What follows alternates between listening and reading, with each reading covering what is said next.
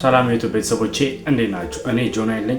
ዛሬ እንግዲህ ለየት ባለ ቪዲዮ መጥተናል። ዛሬ የምንወያይበትን ምክንያት ከመናገሬ በፊት ይህን ቻናል ሰብስክራይብ ማድረጋችሁን እንዳትረሱ። ጆናይል ቻናል ይህንን ይመስላል። እንግዲህ አሁን ቀጣይ የምናየው ቪዲዮ ምንድነው? ቪው ለምን ይቀንሳል ወይም እይታ ለምን አናገኝም የሚለውን በሰፊው ዛሬ እናያለን። ወደ ቪዲዮ እንሂድ። ዛሬ የምናየው ለምንድነው ዩቲዩብ ላይ የምንፖስታቸው ቪዲዮዎች ቪው የሌላቸው የሚለው ነው። ስለዚህ ቪው የማይኖርበት ምክንያት ምን እንደሆነ በሰፊ እንወያያለን። አንደኛ የሚሆነው ምንድነው? በሰዓቱ አፕሎድ ያለ ማድረግ ነው።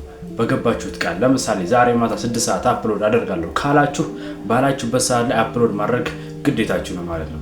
ስለዚህ ለምሳሌ አንድ ቪዲዮ ቀርጬ ኤዲት አድርጌ ታምኔሉ ሰርቼ ብዙ ነገር ሁሉ ነገር አስተካክዬ 6 ሰዓት ፖስት አድርጌ ዛሬን አልፌ ነገ ፖስተው ዩቲዩብ ምን ያህል ኮንሲስተንት የለውም።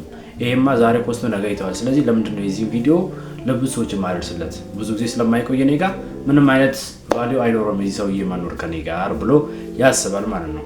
ወደ ቀጣዩ ነው። ሁለተኛው ደግሞ ምንድነው? ታምኔል ዲዛይናችሁን ፏ አድርጋችሁ መስራት አለባችሁ። እንደውም ከቪዲዮ በላይ ለተምኔሉ በጣም ትልቅ ቦታ መስጠት አለባችሁ። እንዲህ ካላችሁኝ አሁን የምትሰራው ተምኔል የሚያምር ከሆነ ሰውም ስክሮል በሚያደርግበት ሰዓት የዩቲዩብ ቪዲዮዎችን ይጋበዛል። ለአይን የሚጋብዝ ነገር ነው።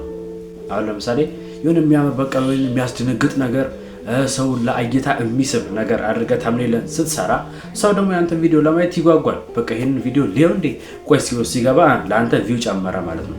ዝም ብለህ ቪዲዮ የፈለገ ፏ ብሎ በካሜራ ቀርጸኸው ተምኔል የማያምር ስም ብሎ ሰው የማይስብ ከሆነ ኦልሬዲ ሰው ምንም ያንተን ቪዲዮ ለማየት አይጋበዝም ወይም አይፈልግም ማለት ነው።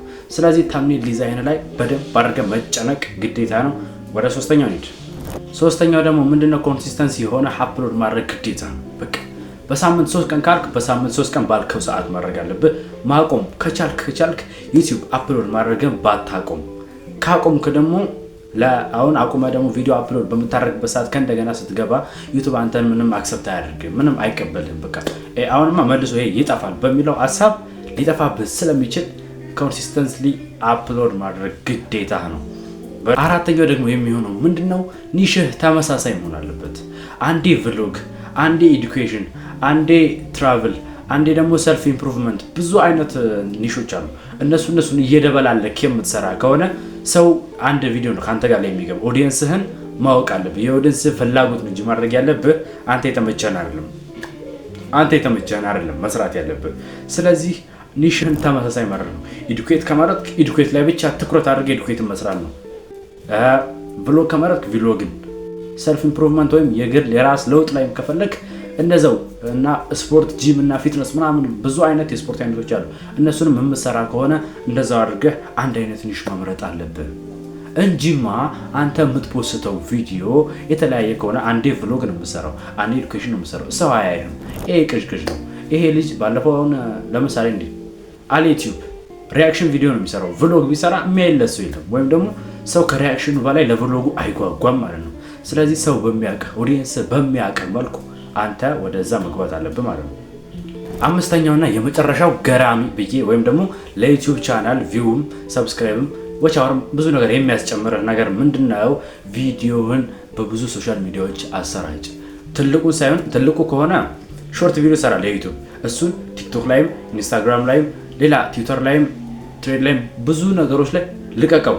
ከዛ ሰው ሊንክ አስቀምጥ። ቴሌግራም ከሆነ በቴሌግራም ከሆነ የለቀቀው ቪዲዮን የቴሌግራም ሊንክ ቲክቶክ ላይ አስቀምጥ። ቲክቶክ ላይ ዩቲዩብ ላይ የለቀቀው ደግሞ የዩቲዩብህን ሊንክ ቲክቶክ ላይ አስቀምጠ። ሰው ስክሮል በሚያደርግ ሰዓት ቆይ ይሄን ቪዲዮ የሚያቀሰው ይሄን ቪዲዮ ሊው ብሎ ሊንክህን ነክቶ ገብቶ ያይላል፣ ሰብስክራይብ ያደርጋል ማለት ነው።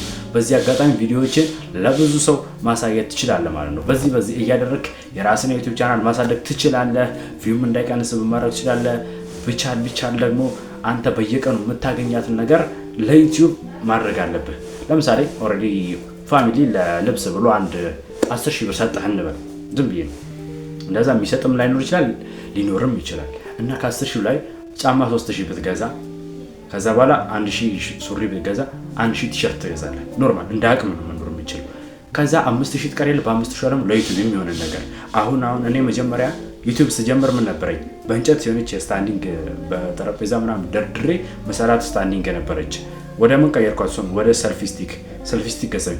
ቀጣይ ደግሞ ሪንግ ላይት ነው የምገዛው። እንግዲህ በሂደት ነው የሚሆነው ማለት ነው።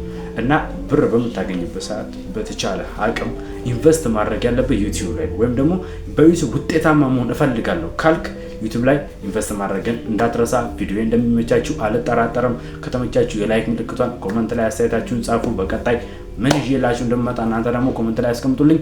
ይመቻችሁ።